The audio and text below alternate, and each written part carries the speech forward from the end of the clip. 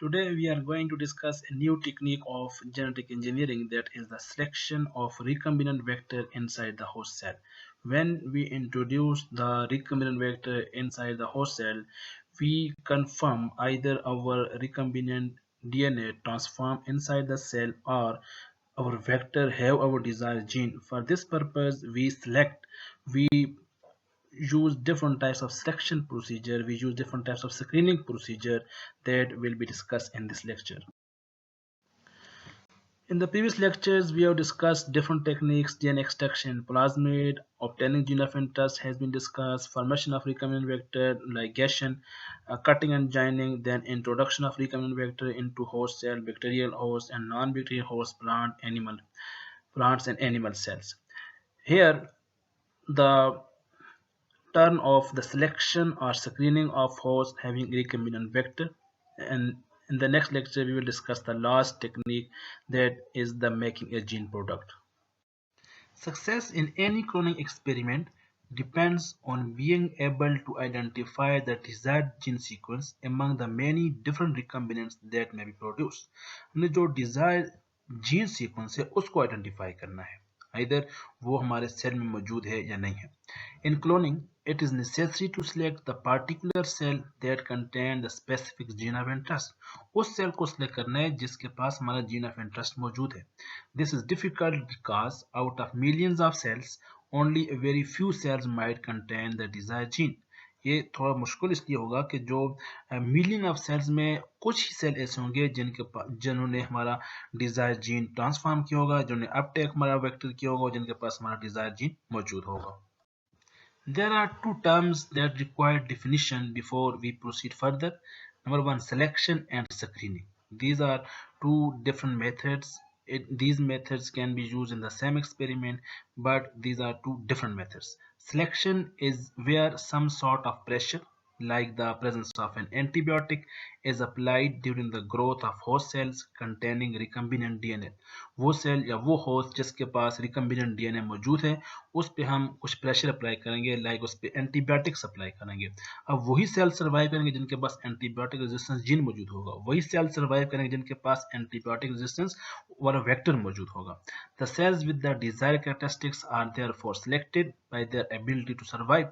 वही cell select होंगे जिनके पास जो डिजायर कैरेक्टर प्रोड्यूस करते हैं, जो एंटीबायोटिक्स की मौजूदगी में अपने आप को सर्वाइव कर रहे हैं, जो एंटीबायोटिक्स को रेजिस्ट करके अपनी सर्वाइवल को एनहांस कर रहे हैं, that cells will be selected.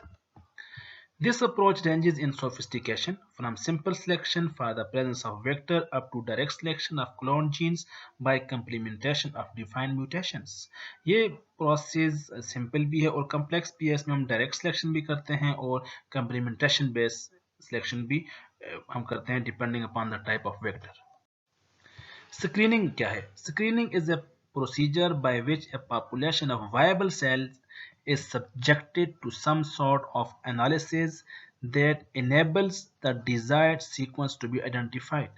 Screening में mainly we use viable cell, living cells that are analyzed for different characters or that are analyzed for different sequences that can be used for the identification of desired sequence. Screening requires methods that are highly sensitive and specific because only a small proportion of bacterial colonies or bacteriophage plaques contain the DNA sequence of interest. सिर्फ कुछ ही organisms के पास, कुछ ही members के पास, कुछ ही population की small जो percentage है, इधर वो बैक्टीरियल कॉलोनीज हैं या वो बैक्टीरियोफेज प्लेग हैं, उनके small number having the DNA sequence or the DNA of interest. That's why this method is very highly sensitive. It should be detect any small amount of the DNA. In practice, both selection and screening methods may be required in any single experiment and even be used at the same time if the procedure is designed carefully. दोनों को हम अलग भी इस्तेमाल कर सकते हैं और दोनों को एक साथ भी इस्तेमाल कर सकते हैं, स्क्रीनिंग और सिलेक्शन को. Genetic selection methods can be simple or complex depending on the characteristics of the vector or insert or combination and on the type of the host strain. Genetic selection methods जो हैं ये mainly depend करते हैं vector पे या host cell पे। Vector पे कैसे डिपेंड करते हैं? वेक्टर पे डिपेंड करते हैं because vectors have specific markers that can be used for the selection, and the host cell have some type of specific characters that after the transformation, yeah, after the uptake of that vector, the host strain change its characteristics. तो हम host और vector दोनों की बेस पे selection और screening करते हैं.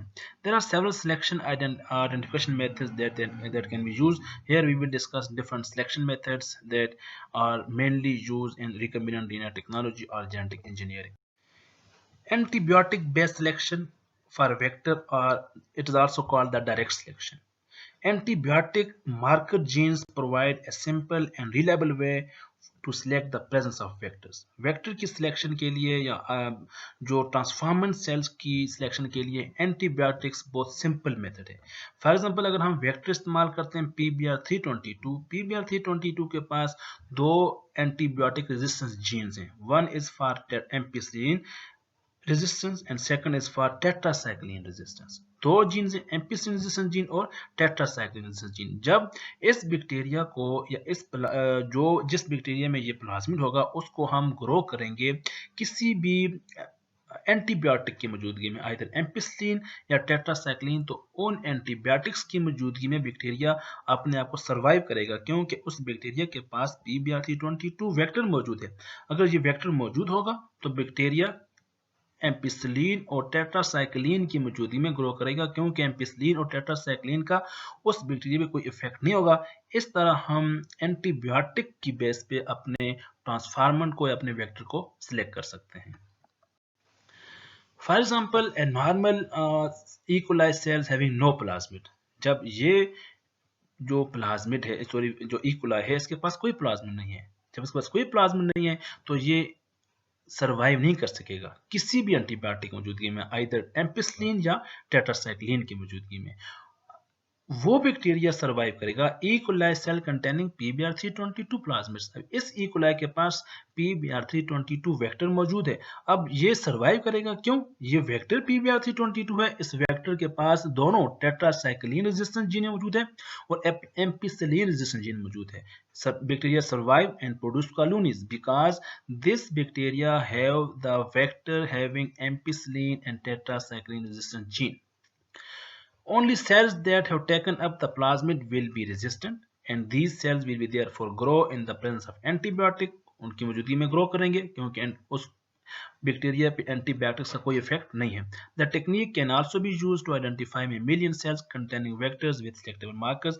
इसी टेक्निक को हम मेमेलियन सेल की आइडेंटिफिकेशन के लिए भी इस्तेमाल कर सकते हैं, having the vectors that with the selectable markers. Insertional inactivation is the second method of the screening or the selection. Insertional inactivation mainly refers to the inactivation of specific gene.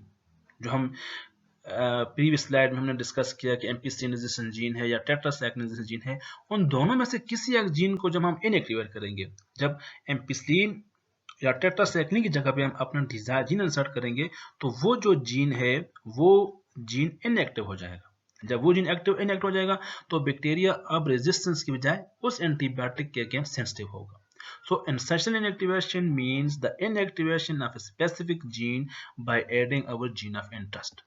The presence of cloned DNA fragments can be detected if the insert interrupts the coding sequence of a gene. जब coding sequence को interrupt करेगा उससे हम उस fragments को detect कर सकते हैं. This approach is known as insertional inactivation and can be used with any suitable genetic system.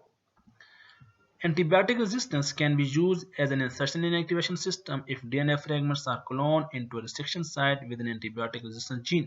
अगर हम antibiotic resistant gene की जगह पे अपना DNA fragment insert करते हैं, then वो जो antibiotic resistant gene है वो disturb हो जाएगा. This type of insertion is called insertional inactivation. For example, cloning DNA into BAMH1 site of PBR322, which lies within the tetracycline resistant gene, interrupts the coding sequence of the gene and renders it non-functional. Thus, cells that harbor a recombinant plasmid will be ampicillin resistant tetracycline sensitive. APRTCS mean ampicillin resistance tetracycline sensitive. क्यों? अब tetracycline gene की जगह पे BMH1 enzyme ने जब cut किया, उस जगह पे कट हुआ और हमारा डिजायर जीन वहां पे आकर इंट्रोड्यूस हुआ। This can be used to identify recombinants as it if transformers are plated first onto ampicillin containing medium, all cells that contain the plasmid will survive and form colonies. अगर हम उस transformants उस bacteria को ampicillin की मौजूदगी में grow करेंगे तो वो ग्रो होगा। क्यों? कि उस प्लाज्मिड के पास उसके पास जो प्लाज्मिड उसके पास एम्पिसिलिन रेजिस्टेंस जीन मौजूद है। अगर उसको हम टेट्रासाइक्लिन की मौजूदगी में करेंगे तो वो ग्रो नहीं करेगा क्योंकि टेट्रासाइक्लिन वाला जीन डिस्टर्ब हो चुका है। If the replica plate if a replica of the plate is then taken and grown on tetracycline containing medium, the recombinants that is ampicillin resistance and tetracycline sensitive will not grow, but any non-recombinant transformers will grow. अगर हम उसको tetracycline की मौजूदगी में grow करेंगे तो वो वहां पे ग्रो नहीं होगा। क्यों ग्रो नहीं होगा? कि अब वो बैक्टीरिया टेट्रासाइक्लिन के लिए रेजिस्टेंट नहीं रहा, अब वो सेंसिटिव रहा है। अगर वो ग्रो करेगा इट मींस कि उसमें हमारा रिकम्बिनेंट ट्रांसफॉर्म या तो हमारा वेक्टर ट्रांसफॉर्म नहीं हुआ, अगर ट्रांसफॉर्म हुआ तो उसमें हमारा जीन जो है ना वो जो डिजायर जीन है वो इंसर्ट नहीं हुआ। Thus, recombinants are identified by their absence from the replica plate and can be picked from the original plate and used for further analysis. उसको हम वहाँ से पिक कर लेंगे अगर हमारा उसमें सेंसिटिव हुआ टेट्रासाइक्लिन के लिए, इट मीन्स कि वो ट्रांसफॉर्म भी हुआ और रिकम्बाइंड भी हुआ। This is a normal vector जो हम डिस्कस कर चुके हैं PBr322। इसमें टेट्रासाइक्लिन रेजिस्टेंस जीन भी मौजूद है, इसमें एम्पिसिलिन रेजिस्टेंस जीन भी मौजूद है। तो जब BMH1 ने कट किया तो BMH1 के कट करने की वजह से टेट्रासाइक्लिन जीन डिस्टर्ब हुआ। अब new DNA is inserted in BMH1 side. जब BMH1 ने कट किया तो हमने अपना डिजायर जीन टेट्रासाइक्लिन वाली जगह पे, टेट्रासाइक्लिन जीन की जगह पे उस पे जो हमने BMH1 से कट लगाया वहां पे इंसर्ट किया। तो अब जो टेट्रासाइक्लिन जीन है वो डिस्टर्ब हो चुका है। तो ये प्लाज्मिड अब क्या है? This is a recombinant PBr322 plasmid. It is ampicillin resistance क्योंकि ये वाला जीन नॉर्मल है, एम्पिसिलिन जीन नॉर्मल है और टेट्रासाइक्लिन वाला जीन डिस्टर्ब हुआ। तो टेट्रासाइक्लिन के लिए मार्कर ये जो वेक्टर है it is a sensitive for tetracycline. This vector is the resistant for ampicillin and sensitive to tetracycline. इस बेस पे हम इसको सिलेक्ट करेंगे और this is called the insertional inactivation के इंसर्ट की वजह से हमारा जीन इनएक्टिवेट हुआ। Position of ampicillin resistant and tetracycline sensitive recombinant, ये यहाँ पे ये ग्रो नहीं किया। इस मीन कि यहाँ पे जब हमने उसको रिप्लिका प्लेट किया उसकी एग्जैक्ट कॉपी की, कॉलोनी को हमने वहां से पिक किया, एक दूसरी प्लेट पे हमने ग्रो किया जिस बैक्टीरिया जिस कल्चर के पास टेट्रासाइक्लिन जो हमने एंटीबायोटिक अप्लाई की, तो चूंकि अब इस वेक्टर के पास टेट्रासाइक्लिन जो जीन है वो फंक्शनल नहीं है, वो नॉन फंक्शनल है, वो इनएक्टिवेट हो चुका है। तो ये कॉलोनी या वो बैक्टीरिया ग्रो नहीं करेगा। जब ये ग्रो नहीं करेगा it means it is a recombinant. अगर वो ग्रो किया it means it is non recombinant, mean कि it is resistance to the ampicillin as well resistance to the tetracycline. तो ये शो करता है कि ये नॉन रिकम्बिनेंट है। नॉन रिकम्बिनेंट क्यों है? कि इंसर्शनल इनएक्टिवेशन नहीं हुई। जब इंसर्शनल इनएक्टिवेशन नहीं हुई इट मीन्स हमारा जीन ऑफ इंटरेस्ट जो है वो इंसर्ट नहीं हुआ। जब जीन ऑफ इंसर्ट इंटरेस्ट नहीं हुआ टेट्रासाइक्लिन का जो जीन है वो नॉर्मल है और वो एंटीबायोटिक की मौजूदगी में ग्रो करेगा। Then we will select this colony from the original plate, that is the recombinant bacteria having our desired gene. Blue white screening. Blue white screening is also the example of the insertional inactivation. Blue white screening mainly इसमें हम जो इस्तेमाल करते हैं colony के colour की बेस पे। अगर नॉर्मल कॉलोनीज हैं तो उसमें जो कलर होगा वो ब्लू होगा। अगर जो एबनॉर्मल हैं जिनके पास हमारा डिजायर जीन मौजूद है, डिजायर वेक्टर मौजूद है, उसमें होगा वाइट कॉलोनीज। तो blue white screening based on the colour of the colonies. Typically, screening procedure known as blue white screening from the color on the bacterial colonies formed at the end of the screening process. तो bacterial colonies की बेस पे हमने इसको detection करनी है। That's what is called the blue white screening. The plasmid vector use contain gene ampicillin resistant, coding for the resistance to antibiotic ampicillin. The host bacterium will not be able to grow on the test medium which contain ampicillin unless the vector has transferred the ampicillin resistant gene.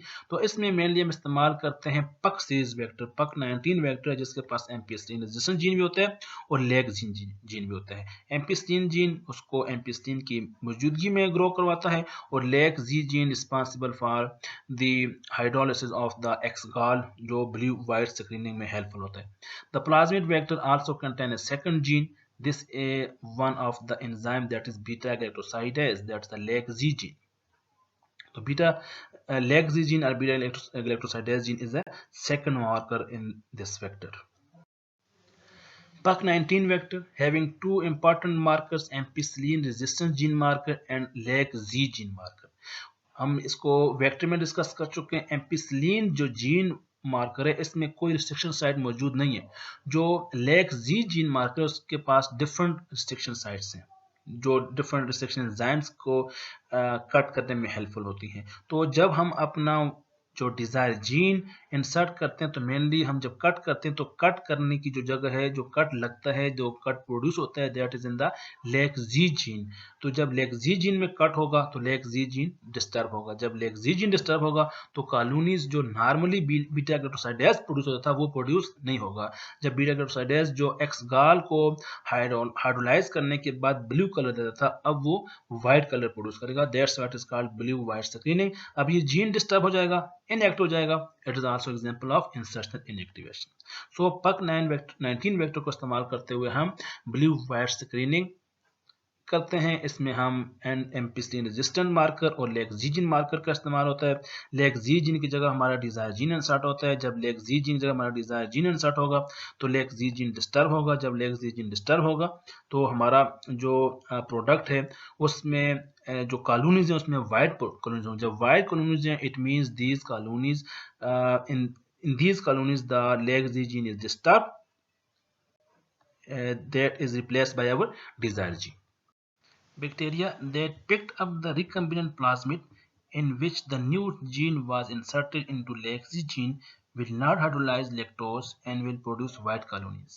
If a bacterium received the original plasmid containing the intact leg-Z gene, the cell will hydrolyze X-col to produce a blue-colored compound. The colony will be blue. अगर plasmid में लेग-जी gene intact है, gene of interest insert नहीं हुआ तो blue colour produce होगी। अगर gene of interest produce हुआ, recommended vector produce हुआ और जीन ऑफ इंटरेस्ट इंट्रोड्यूस हुआ, लेग-जी जीन डिस्टर्ब होगा और व्हाइट कॉलोनीज प्रोड्यूस होंगी। This is a vector, plasmid vector having the LAG-Z gene that is responsible for beta galactosidase and ampicillin resistant gene.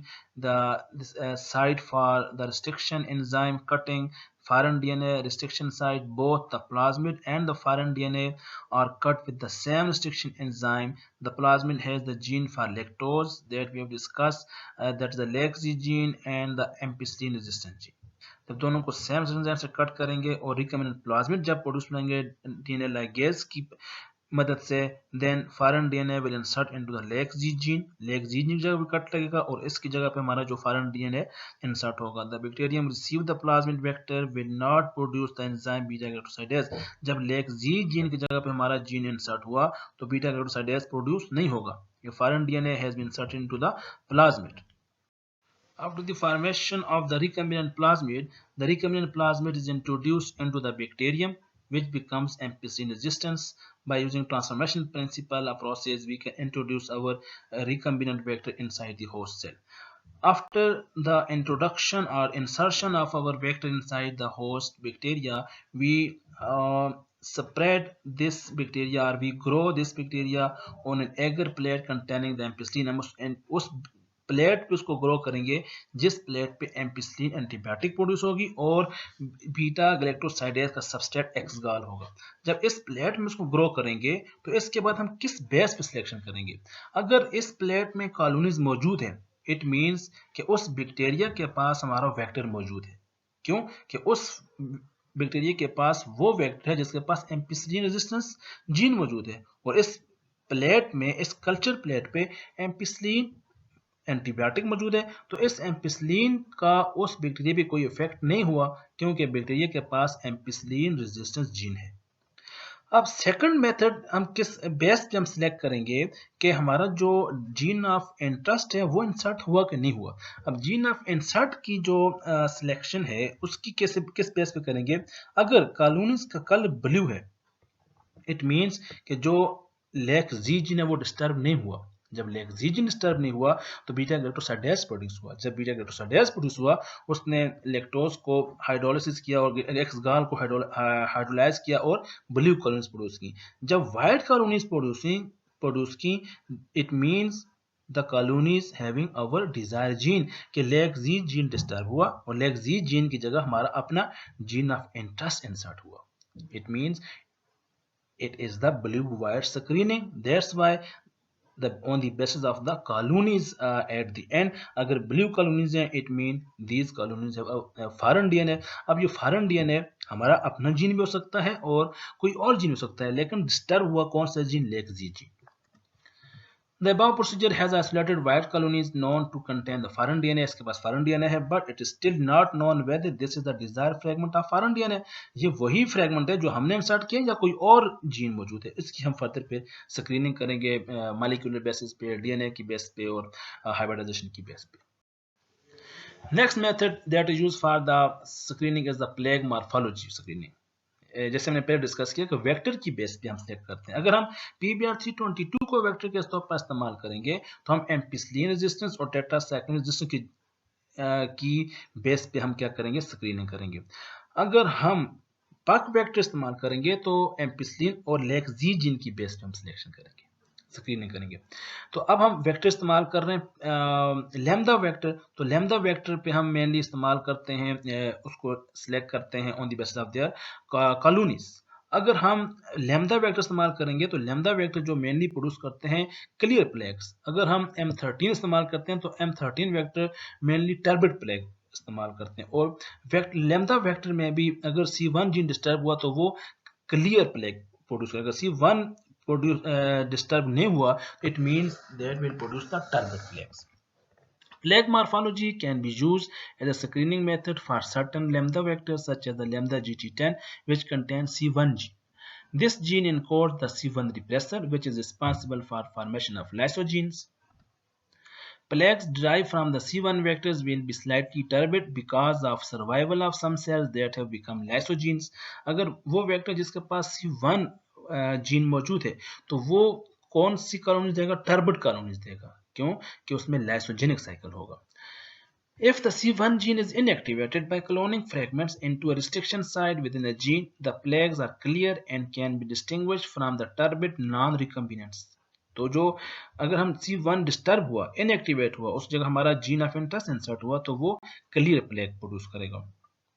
That can be distinguished from the non-recombinant। जो non-recombinant कैसा plague produce करता है? Turbid plague. This system can also be used as a selection method। Insertion activation of the lambda C1 gene, clear plague mean recombinant। अगर clear plague है, जो plague है वो clear है, तो it means plague is clear, then the vector is recombinant। If turbid plague is produced, then it means it is a non-recombinant। Turbid plague mean lysogenic cycle और clear plague mean latex cycle। SP1 selection system या SPI selection system. SPI selection system ये भी vector की बेस पे हम इसको use करते हैं। A good example of genetic selection based on phage host characteristics is the SPI selection system that can be used with vectors such as EMBL4। Wild type will not grow on cells that already carry a phage, such as the phage P2 in the lysogenic state. Thus, the phage is said to be SPI positive, sensitive to P2 inhibitors। The SPI plus phenotype is dependent on the red and the GAM genes, and these are arranged so that they are present on the stuffer fragments of EMBL4। Thus recombinants which lack the stuffer fragments, चूंकि जो recombinants होगा उसके पास stuffer fragments नहीं होगा, उसमें जो red और game jeans हैं वो डिस्टर्ब होंगे। जब रेड और गैम जीन डिस्टर्ब होंगे, it means the SPI is negative. Such recombinants will form plaques on the P2 lysogenes, whereas non-recombinant phage that are red plus and gam plus will retain the SPI plus phenotypes and will not form plaques. So SPI can also be used as a selection system. It is based on the vector EMBL4. अगर वो grow करेगा, plaque produce होंगे, it mean वो recombinant है। Plaque produce नहीं होंगे, it mean वो recombinant नहीं है। Selection using the SPI phenotype, P2 prophage और only recombinant lambda phage can infect. Recombinant lambda phage infect करेगा, क्योंकि ये जो पहले से अगर उसने किसी फेज ने उसको इन्फेक्ट किया, इट मीन्स वो उसके अगेंस्ट इम्यून है, वो उसके अगेंस्ट रेजिस्टेंट है। Non recombinant lambda can not infect. Non recombinant जब इन्फेक्ट नहीं करेगा, इट मीन्स कोई प्लेग्स नहीं बनेंगे। जब रिकम्बिनेंट इन्फेक्ट करेगा तो प्लेग फॉर्मेशन होगी। Complementation of defined mutation. Complementation of defined mutation it also based on the vector. जब हम यीस्ट वेक्टर को इस्तेमाल करेंगे, जिसके पास यीस्ट वेक्टर के पास तो जीन मौजूद है, लेकिन होस्ट के पास वो जीन मौजूद नहीं है, तो अब वही ऑर्गेनिज्म ग्रो करेंगे जिनके पास वो वेक्टर मौजूद होगा। तो that process called complementation of defined mutation. Complementation is a technique in which specific mutant cells are available. The screening based on the cloned DNA provides the function that is absent from the mutant. तो हम जो clone DNA है उसके पास वो function मौजूद होगा, लेकिन उस म्यूटेंट में फंक्शन मौजूद नहीं होगा। This type of screening is called the complementation method. There are 3 requirements for this approach to be successful. Number 1, first a mutant strain that is deficient in a particular gene that is being sought must be available. mutant strain होना चाहिए जिसके पास कोई एक खास किस्म का gene deficient हो.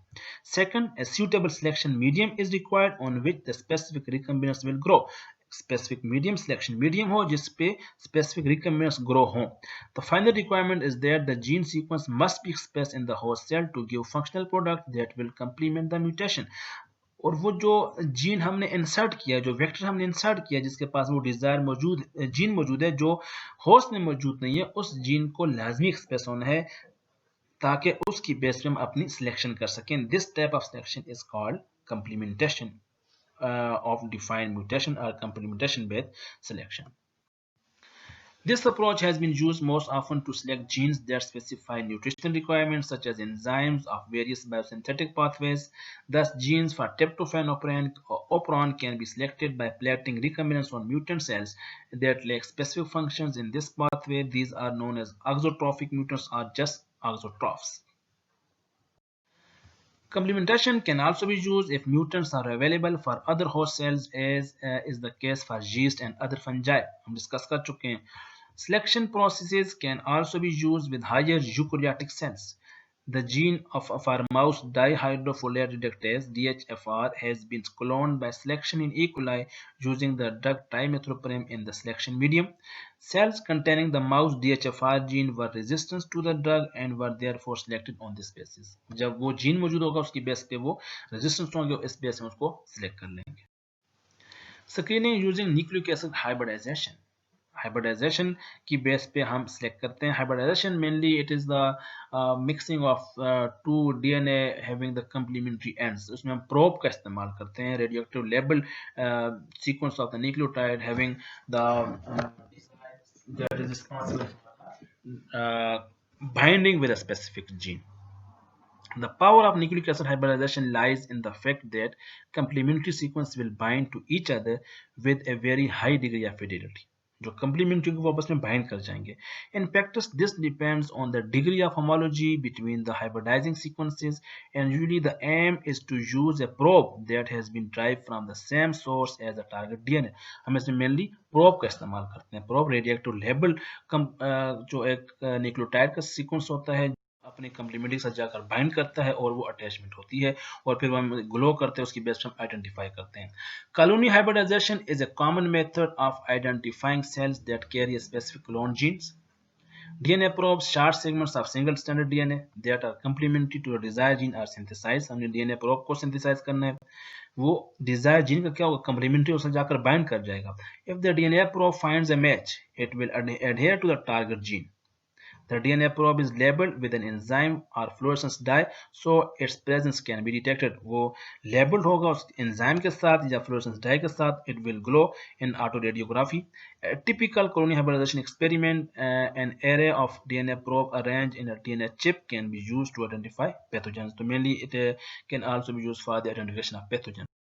Colony hybridization technique: master plate with the colonies of bacteria containing cloned segments of foreign gene.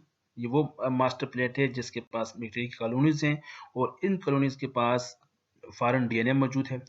Make replica of master plate on the nitrocellulose filter. अब मास्टर प्लेट से जो कॉलोनीज हैं उसको हमने नाइट्रोसेलुलोज मेम्ब्रेन पे transfer करना है. Nitrocellulose filter पे हमने ट्रांसफर किया.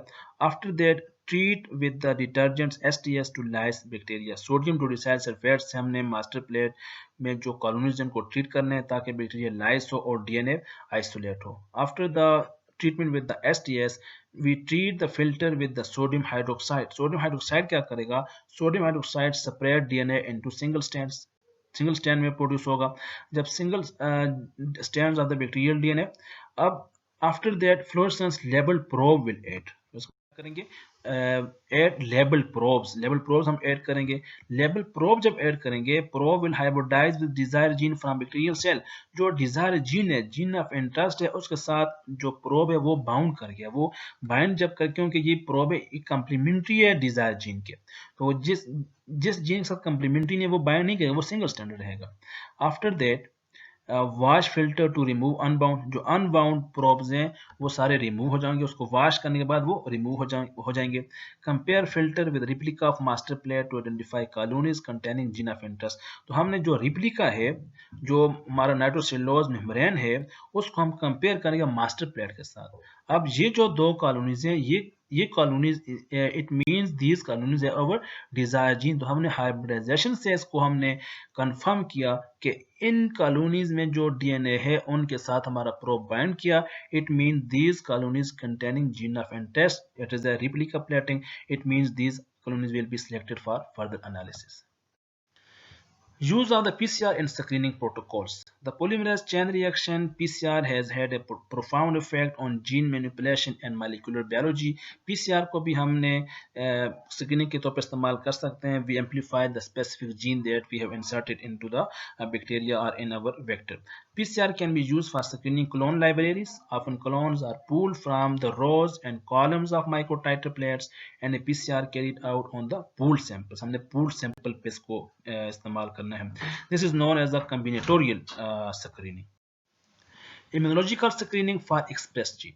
Immunological screening is used to identify the protein product of a clone gene. Clone gene के जो प्रोटीन प्रोडक्ट है उनको हमने आइडेंटिफाई करना है. तो mainly immunological screening based on the antigen antibody reaction. A specific antibody is used in this process. Antibodies are produced by animals in response to challenge with an antigen, which is normally purified protein. There are two main types of antibody preparation that can be used. Number one, polyclonal antibodies. Polyclonal antisera contain antibodies that recognize all the antigenic determinants of the antigen.